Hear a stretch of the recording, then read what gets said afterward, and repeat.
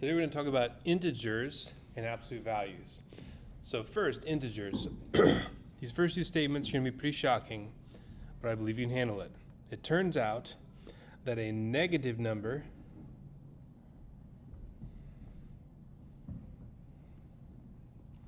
is a number less than 0.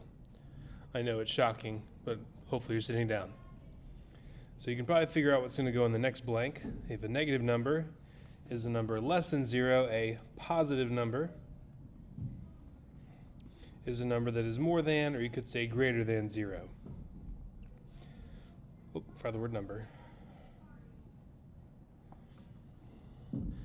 Now, an integer, that's the focus here, an integer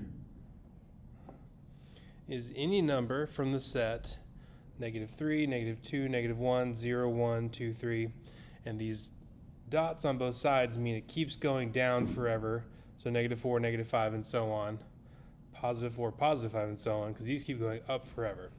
So it goes as far as you want to go in the positive and the negative direction. You could think of integers basically being anything you'd normally think of as a whole number, but it can be positive, negative, or 0. So any whole number, so something like 2.5, that's not an integer. It's not a whole number. Or -2.5 would also not be. 1/2, anything that's a fraction or a decimal is not an integer. Okay, these are meant to be very straightforward, just saying how can we represent something in the real world as an integer? And the reason it's helpful to have integers being both positive and negative is that in the real world, some things go up, some things go down. So if it's 23 degrees below 0, we would just write -23. I know we don't get a whole lot of snow in our area, but where my dad grew up near Lake Erie, there's something called the lake effect. It's at all Great Lakes, and you can get a lot of snow. Like he can remember getting 6 to 8 feet of snow.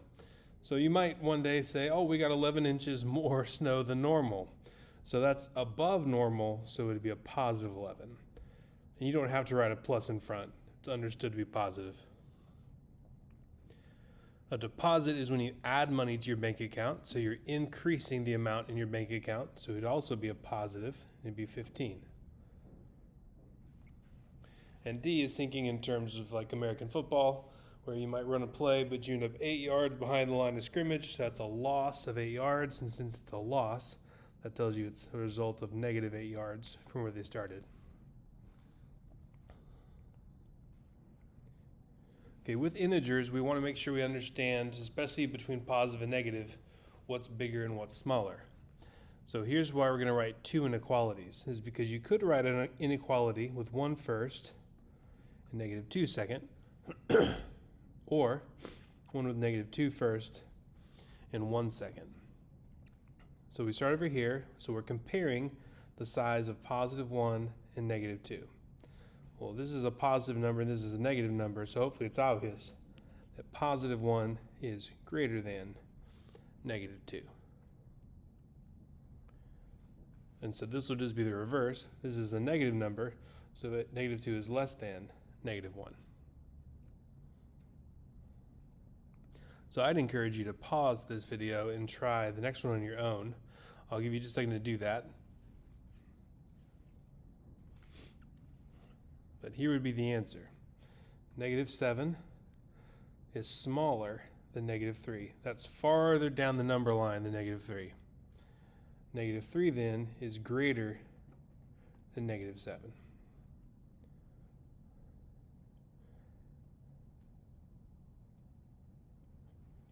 And one helpful way I've been told you can remember the less than and greater than signs is you think about them like the mouth of a crocodile. Looks like a long crocodile mouth.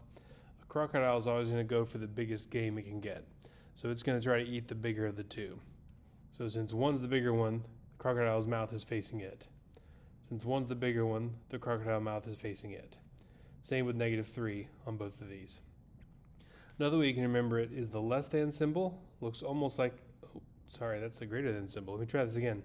The less than symbol looks almost like it's a capital L for less than.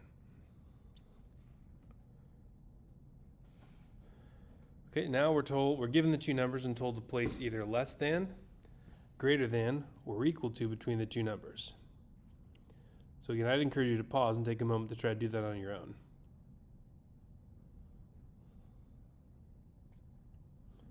Okay, -4 is greater than -6. Again, if it helps, you can think about a number line.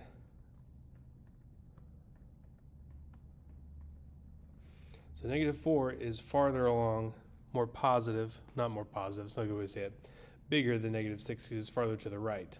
-6 is smaller because it's farther to the left. And then -1 is less than -2.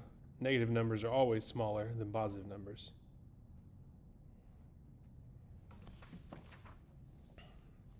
Okay, let's say Bethany and her friends played a question and answer video game.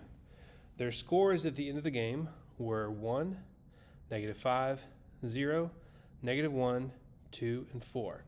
Now make sure you pay attention to the directions because sometimes they'll reverse this on you.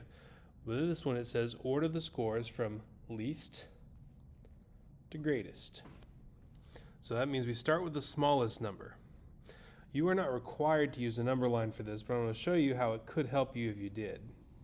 You might be able to look at this and tell it right away, and if so, that's great. Don't feel a requirement to use one of these, but I'm going to show you how it can work.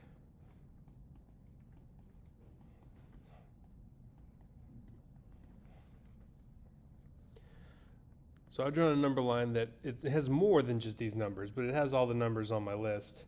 So I'm just going to start circling them. So we've got a +1, a -5, a 0, -1, +2, and +4.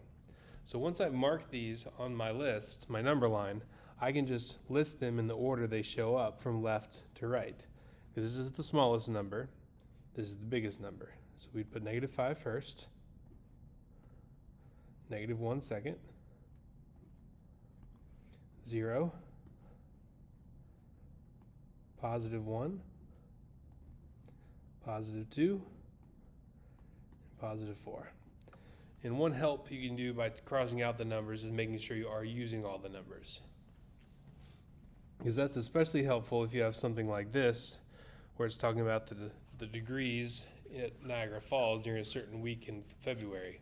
Actually, it's 8 days, but you get the point. And I bring that up because -6 shows up twice, and it is the smallest number, so we would need to put -6 in the list 2 times. You do want to list it twice if it shows up twice. Then the next smallest number would be -1. That covers all the negatives. So next would be 0, 1, 2, 3, 4. So that covers the integer part of the lesson. That's what you need to know how to do. Identify integers, describe something in the real world as an integer, and be able to list them from least to greatest and put inequality signs between them. Now, absolute value is the distance a number is from 0. So the absolute value tells you how far a number is from 0. So let me go up here and show you my number line again. Let's think about the -2 and the +2. Those are both exactly 2 units away from 0. And we never think about distance being negative. I mean, I know we can go backwards, but you still traveled a positive distance. We just say backwards because it's a different direction than where you started from, but you still went a positive direction. So -2 and +2 both have an absolute value of 2 because they're both 1, 2 away from 0. 1, 2 away from 0. So while this is the official definition, and I think it's worth knowing that's what this is, absolute value is the distance a number is from 0. The easy way to think about it is it turns everything to be positive. So a positive number stays positive. A negative number changes to positive. So it doesn't just flip the signs, it just makes everything positive. It never turns a positive to a negative, never. It always turns things positive. So positives stay positive, negatives become positive. So -4 is 4 units away from 0. Negative 3 is 3 units away from 0. Again, it just took the negative number and made it positive. Now on these, we want to do the absolute value before we try to do the subtraction. You remember the order of operations, you know parentheses and grouping symbols are what come first. You treat absolute value signs just like parentheses. Do them first. So first we'll say, what's the absolute value of negative 8? That just changes it to a positive 8. And I keep this minus because absolute value never affects anything outside of it, just what's inside of it. Then the absolute value of 5, it's positive and it stays positive. So what we started with is identical to saying 8 minus 5, which is 3.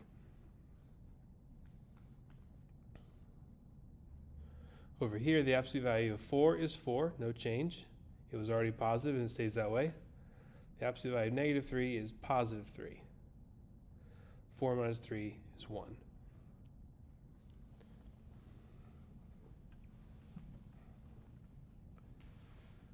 These are very similar. There's just one extra step at the beginning. We have to plug this number in for the x. So we say 6 plus the absolute value of negative 2. The absolute value of negative 2 is positive 2. And 6 plus 2 is 8. Same process on this last one. We take the negative 7, plug it in for the y, so we get the absolute value of negative 7 plus 8. The absolute value of negative 7 is positive 7, and 7 plus 8 is 15.